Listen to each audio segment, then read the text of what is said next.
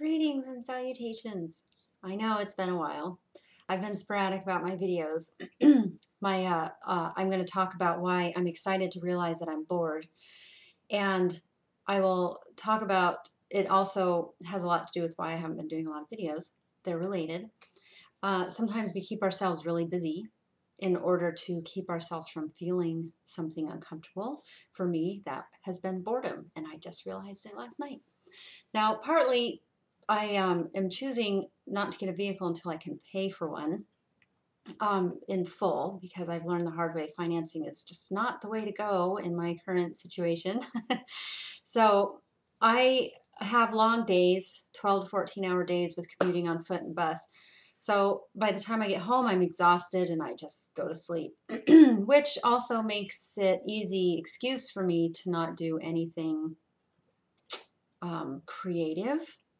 So when I write, I haven't really been exploring much because my professional life is on an upswing, and I feel really fulfilled when I'm at work because a lot of the work that I talk about doing, I'm actually able to translate at work, which is really fulfilling, and I enjoy it. But now that I'm getting a routine down a little bit, then I realized that I think that's another factor in why I realized I was bored because when I try to write, even my writings lately have sound like something, if you've been reading everything, it sounds a little bit like something recycled that I've written before. I don't have anything original or new, and I'm a little frustrated with that.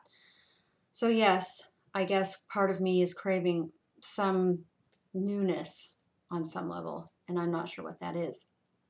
But the thing is growing up my whole life, there was always a reason for me to be activated all the time. I was in my hot nervous system, fight, flight, or freeze, which is the sympathetic nervous system, if I'm remembering correctly. Correct me if I'm wrong, please, because I'm doing that from memory. But uh, when you're constantly hijacked, essentially, then it keeps you from even knowing what boredom is because you're hypervigilant. You're always looking for threats so that you can feel safe all the time. And that's kind of a mentality you get from, like for me, it was childhood trauma, and then feeling alone for different reasons, dealing with abandonment issues to experiencing abuse. It just kind of snowballed. So I was kind of prided myself when I was younger on never really feeling bored. So my poor son, I'm sorry, Jason. um, I would get so frustrated when he would say he was bored because I'm like, how can you be bored? You have to be self-fulfilled enough to not ever feel that feeling, as if it was bad to feel bored. And so that was a mommy mistake. I was young and hijacked all the time. But one thing I am proud of is when he would come and ask for a snack, I would say, "Are you hungry or are you bored?"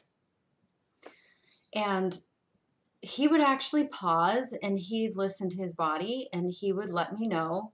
And sometimes he'd talk through it, like, well, the last time I ate was this at this time. So I think I'm really hungry. Or I'm just so bored. I'm like, okay. But having that awareness and learning to do that internal check-in with your body when you're feeling something that's uncomfortable, before you act, before you eat something or drink something or sign into social media or engage with someone that's probably not healthy for you. All of these things are something that you do as a reflex when you don't want to feel an uncomfortable feeling. For him, it was boredom. And I'm just now realizing that's the same for me. I just didn't realize it. And Aries, maybe that's part of it. We're the children of the zodiac, and we don't like feeling bored. So last night, I realized that when I was faced with something that I needed to have a strong boundary around, and normally guilt or something else would trigger me to go ahead and do it, even though everything I've ever been taught says to not do it, and my gut was saying no. I realized, one of my lessons I've been working on now that's been extremely helpful is second guessing myself. I've heard that from people who are maybe like my bosses and people from former relationships would all say my biggest Achilles heel is second guessing myself. So when my gut tells me, and I stood up for my gut yesterday, and it wasn't easy, but I did it, and I had to draw a very clear line, and I did a meditation around releasing anything, everyone, and everything that's attached to me, whether it's me internally or if it's a person, anything that needs to be released to the universe with the intent that whatever needs to stay will, and whatever needs to leave will. And I swear within an hour, it just hit me that the only issue I'm facing right now is boredom. And it was a huge relief because I'm so used to these big dramatic things to have to process, and I don't want to be addicted to my processes. I don't need to have people in my life that continually feel the need to process things. Once you have an awareness about something, then you release it. And it starts to unfold on its own. You don't have to drag it out. And the more you feel the need to talk about it, that's an addiction to your process. That's not healing. You're attached to something associated with that. I don't need to be sucked into that anymore. And somebody can find reasons to make me feel bad about how far or not far I've come in my healing and in my growth. But that's them reaching. And they might have valid points, but that doesn't mean I should still compromise my boundary or second guess myself, even though that's their way of trying to manipulate me into doing just that.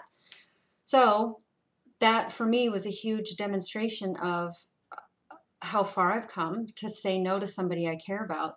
Because when it comes to any kind of healing, if you go to any person that's studied any kind of healing work, they'll tell you the first rule is do not work with friends and family. There's always going to be a bias. We're imperfect humans still, and we might be working on improving ourselves, but there's still always going to be bias. The more neutral the third party can be, the further you can get in your healing. And if you're trying to suck somebody in from that is close to you or has been close to you, then that's something you need to look at. Because to me, that's more of a need to find a way to rationalize whatever it is you're working on. And it's a form of manipulating somebody if you're trying to convince them to help you. And they're too close. That's just not fair to either one of you. So that's a boundary I had to make extremely clear last night. And it actually wasn't hard at all. And it actually felt good to be angry, but clear about why I was angry, because I was being pushed into a corner. And I was being forced to be extremely clear with my boundaries because I wasn't being heard and more manipulation was trying to happen. So I ended it. And I didn't say yes because I was bored. And I realized that, and then I started doing like a mental inventory of all these little impulse things that I've done, whether it's sending a text or getting on social media or any of these little impulse things that I've been doing when I could be reading or doing something more productive with my time. It's just because I'm afraid of feeling boredom. Because for whatever reason, I've thought that that's a bad thing. But there were days when I would pray to feel bored. My life was so difficult, I would be like, I would love to know what it's like to feel bored. So now this is my answer. I get to sit and I get to feel bored. And I'm going to let myself feel bored for the next month or so before I commit to anything new, like learning a new language or something. Creative outlet is a good way to move that feeling of boredom. It's a good way to move pretty much any uncomfortable feeling. But I can sit and I have coloring books. I have things that I can do. I can play music and sing. I can do creative things in the meantime of deciding what will help me move and shift this feeling.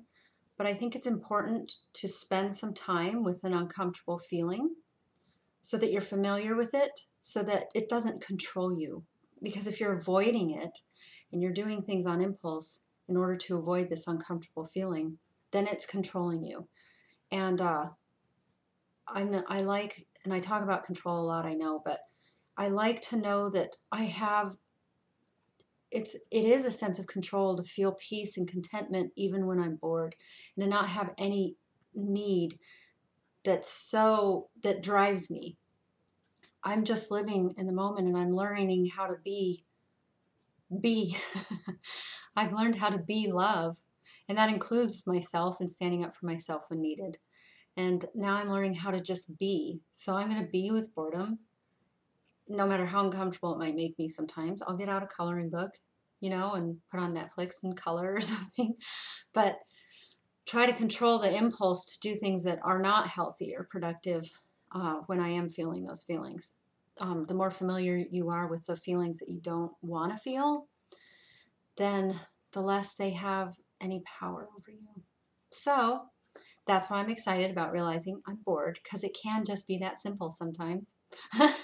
And it's nice to get to work through something pretty simple, even though it's uncomfortable, it's still pretty simple and a basic thing. So I will make a couple more videos just because I've had a couple questions that I need to respond to. So thank you for your patience to my viewers who have messaged me, and I will get back with you as soon as I can. Thank you.